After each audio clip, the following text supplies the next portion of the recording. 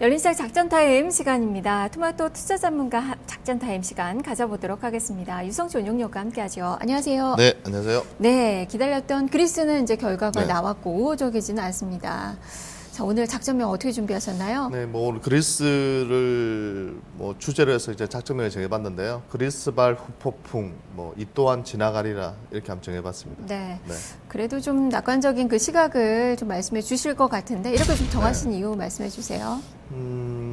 일단 제일 좋은 방법은 그냥 찬성 표가 많이 나왔으면 이제 거의 뭐 불확실성 해소돼 버리는 건데요. 일단 그리스 국민들은 반대표를 60% 이상 이제 지지를 했기 때문에 그에 따른 후폭풍은 뭐 어쩔 수 없을 것 같아요. 실제로 지금 우리 시장도 지금 빠지면서 출발을 하고 있고요. 그렇지만 결국은 제 판단에서는 그레시트로까지 확산되지만 않는다면 제 판단에서는 시장 자체의 불확실성은 7월 20일 만기까지는 어느 정도 해소될 가능성이 여전히 높다 보고 있고요.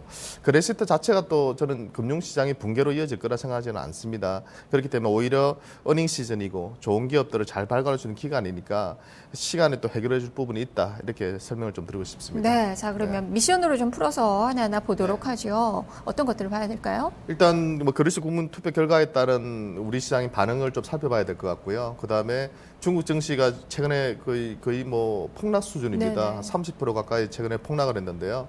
거기에 따른 또 중국 당국에서 계속해서 부양책을 내놓고 있거든요. 그 부분에 대한 반응 또 한번 살펴봐야 될 것 같고, 그리고 또 의외로 또 6월 달부터 주식형 펀드 쪽으로 자금이 들어오고 있습니다. 네네. 그동안 계속 빠져나가다가 수급은 개선되고 있기 때문에 그런 부분도 한번 같이 체크해 보도록 하겠습니다. 네, 호재와 악재를 다 짚어주시는데 먼저 그리스 국민투표 뭐 젊은 층이 표심을 갈랐어요. 사실 뭐 네. 좀 뭐 노나 예스나 모두 다 배고프다 자기들은 지금 네. 실업률이 워낙 높기 때문에 그래서 긴축에 정할 수밖에 없는 그 상황이라고 젊은 층들은 좀 이야기를 하고 있는 것 같은데 사실 지금 그리스뿐만 아니라 지금 유로존에서는 포르투갈도 문제고 스페인도 문제고 네. 이탈리아도 문제고 이게 좀 확산이 되지 않을까 싶어서 네. 더 이제 관심이 좀 모아지고 있거든요. 어떻게 봐야 될까요? 네, 일단 뭐 그리스 청년들의 그 실업률 자체가 50%가 넘어간다니까요. 상당히 심각한 건 심각한 것 같아요. 그래서 우리 입장에서는 좀 배부른 저런 지금 상황들이 펼쳐지지 않느냐 이런 얘기도 있는데요. 또 한편에서 보면은 상당히 힘들긴 힘들더라고요. 거의 뭐 GDP 같은 경우도 금융을 받기 전, 구제금융을 받기 전에 대비해서 80%가 줄었다고 해요.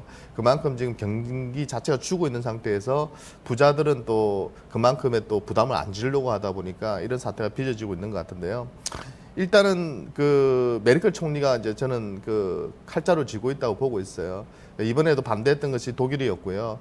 이번에도 아마 메르켈 총리 입장에서는 아마 쉽사리 협상을 받아들이지는 않을 것 같습니다. 성격상. 그리고 시간을 두면서 아마 천천히 아마 협상을 해 나갈 걸로 보이는데요.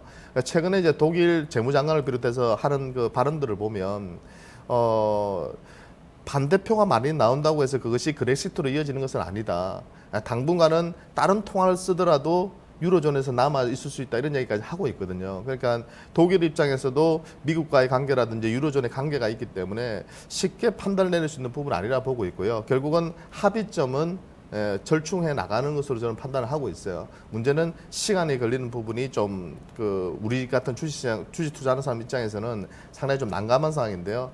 결국은 불확실성은 해소될 거로 보고 있기 때문에 이 부분은 일단 시간을 끌겠지만 이럴 때일수록 우리 입장에서 볼 때는 좀 펀더멘탈에 집중해서 어닝 시즌이니까 실적이 좋은 기업들 위주로 해서 저가 매수의 기회를 좀 활용하는 것도 저는 괜찮지 않나는 그런 생각이 듭니다. 네, 일단 뭐 그레시트를 쉽게 할 수 있는 상황은 아니더라고요. 지금 조항이 없어요. 뭐 쫓아낼 수 네, 있는 그렇죠. 그런 조항이 없다 보니까 네.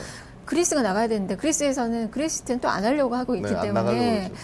네, 일단 좀 지켜봐야 될 것 같고요. 두 번째 미션이 바로 중국 증시입니다. 네. 부양책이 또 주말에 또 나왔어요. 네. 네, 뭐 여러 가지 나왔더라고요. 정시안정기금 21조 원 규모로 나왔고 또 신규 IPO 쪽으로 돈이 좀 네네. 몰리다 보니까 IPO를 또 이제 금지를 하겠다 했고 또 공매도 쪽 의심되는 계좌도 몇 개 정지를 시켜버리면서 공매도도 지금 금지를 시키는 방향으로 가고 있고 그러다 보니까 중국 증시가 최근에 상당히 이 급락폭 자체가 너무 심하거든요. 그러니까 거기에 따라서 지금 중국 당국도 뭔가 이거는 좀 공매도 세력들이 개입됐다는 그런 생각이 들었는지 몰라도 상당히 강력한 그런 조치들을 지금 내놓고 있습니다. 그래서 아마도 이번 주부터는 중국 증시도 조금 안정을 찾아갈 걸로 보여요. 공매도 쪽을 금지를 했고 특히 신규 IP 쪽으로 상당한 자금이 빠져나갔었는데요. 이 부분을 금지하게 되면은 주식시장이 좀 안정을 찾아갈 걸로 보이기 때문에 중국 증시가 우리 시장에 또 부담을 많이 줬거든요. 그리스 다음으로. 그렇기 때문에 중국 증시도 좀 안정을 찾아가고 그리스 부분도 한 7월 중말 정도에 어느 정도 가닥을 잡아간다면 외부적인 그런 악재들은 어느 정도 저는 좀 해소되는 그런 구간으로 7월 중순까지는 가지 않을까 그렇게 기대를 하고 있습니다. 네, 그리고 세 번째 미션이 바로 수급이에요. 바로 네.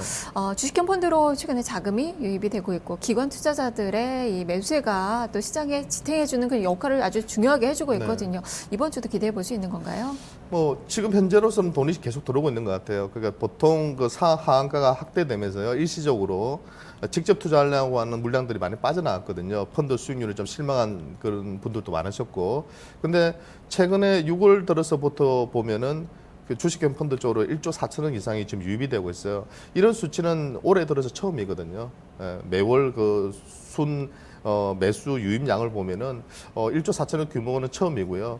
이렇게 된다면은 역시 저금리 기조화에서 시중의 부동 자금이 우리 시장 주식시장 쪽으로 들어오고 있다는 것이고요. 고객탕콩 같은 경우에도 아시다시피 지금 21조 원 규모에서 머물러 있거든요. 그 말뜻은 시장이 좀 불안하다 보니까 직접 투자를 하고 있지는 않지만 주식을 매입을 하고 있지는 않지만 대기하고 있는 자금은 상당히 풍부하다고 볼 수 있어요. 그렇다면 역시 중국 문제라든지 이런 그리스 문제가 해결됐을 때 결국 우리 시장이 시중에 풍부한 유동성을 바탕으로 해서 또 한 번 레벨업 될 수 있다 보고 있고요.